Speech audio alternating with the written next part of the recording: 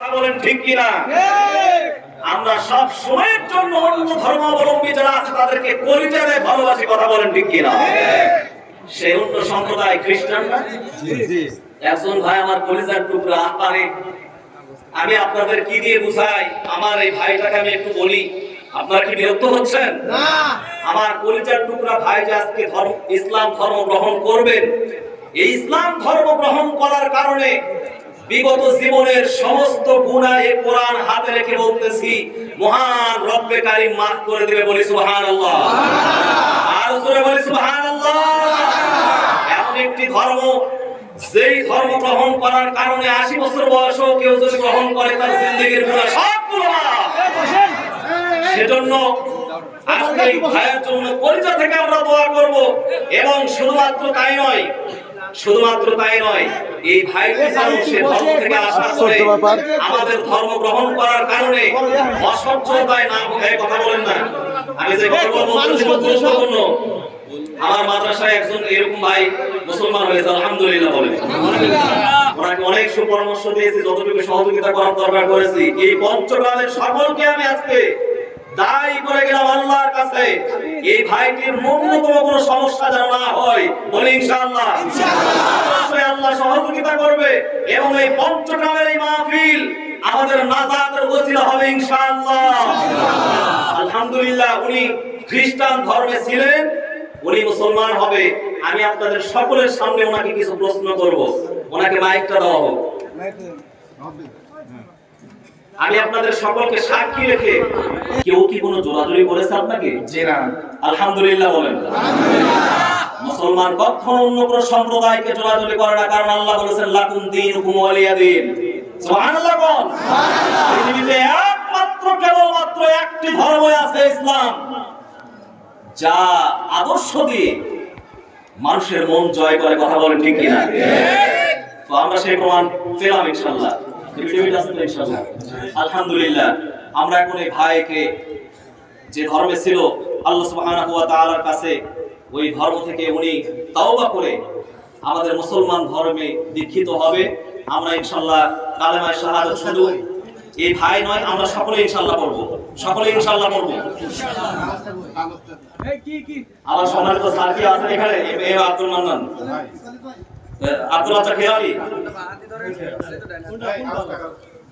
Affidavit কাগজটা কই? এই ফারুকের কাছে একটু দেয়া দেন। প্রশাসনিকভাবে এই মাহফিল কমিটি যারা আছেন এবং এলাকার যারা দায়িত্বশীল আছেন, গণ্যমান্য ব্যক্তিবর্গ যারা আছেন, আপনারা এই বিষয়টা ইনশাআল্লাহ অবশ্যই প্রশাসনিকভাবে বিষয়টা দেখবেন। এফিডেভিট যেহেতু আছে, আলহামদুলিল্লাহ, উনি এফিডেভিটের মাধ্যমে ইনশাআল্লাহ ইসলাম গ্রহণ করতেছেন, এতে আমাদের আইনের কোনো সমস্যা ইনশাআল্লাহ নাই। সেহেতু আমরা সকলেই সম্মিলিত কণ্ঠে কালেমা শাহাদা পড়াবো ইনশাআল্লাহ। নাম কি আছে? জসিম হোসেন।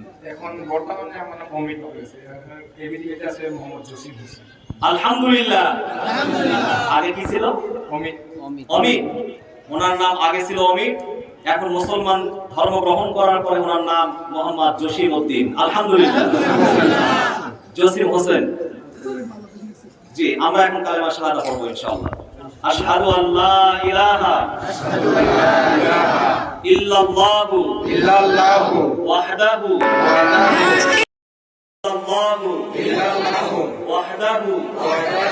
লা শারীকা লাহু ওয়া আশহাদু আন্না মুহাম্মাদান আবদুহু ওয়া রাসূলুহু। আমানতু বিল্লাহি ওয়া মালাইকাতিহি ওয়া কুতুবিহি ওয়া রুসুলিহি ওয়াল ইয়াউমিল আখিরি ওয়াল কদরি খায়রিহি ওয়া শাররিহি মিনাল্লাহি তাআলা ওয়াল বা'থি বা'দাল মাউত। লা ইলাহা ইল্লাল্লাহু মুহাম্মাদুর রাসূলুল্লাহ সাল্লাল্লাহু আলাইহি ওয়া সাল্লাম। আলহামদুলিল্লাহ, লিল্লাহি তাকবীর। আল্লাহ সুবহানাহু ওয়া তাআলা কলিজার টুকরা ভাই, আজকে আমার মনটা ভরে যাচ্ছে আলহামদুলিল্লাহ। আমার আত্মবিশ্বাস আজকের এই পঞ্চগ্রামের মাহফিল ইনশাআল্লাহ কবুল হয়েছে, বলি ইনশাআল্লাহ। তোমার আসমান থেকে তুমি দেখো, তোমার আরশ থেকে তুমি দেখো, তোমার একজন গোলাম আয় আল্লাহ তোমার ধর্মকে পছন্দ করে তোমার ধর্মের দীক্ষিত হয়েছে। রব্বে কারীম তার জিন্দেগীর সমস্ত গুনাহগুলো তুমি মাফ করে দাও, বলো না আমিন। আয় আল্লাহ তাকে তুমি হেদায়েত দান করে দাও, বলো না আমিন। আমিন। আল্লাহ তার সমস্ত যত সমস্যা রয়েছে সমস্ত সমস্যাগুলো তোমার গায়েবী খাজানা থেকে তুমি সমাধান করে দাও, বলে না আমিন। জি ইনশাআল্লাহ।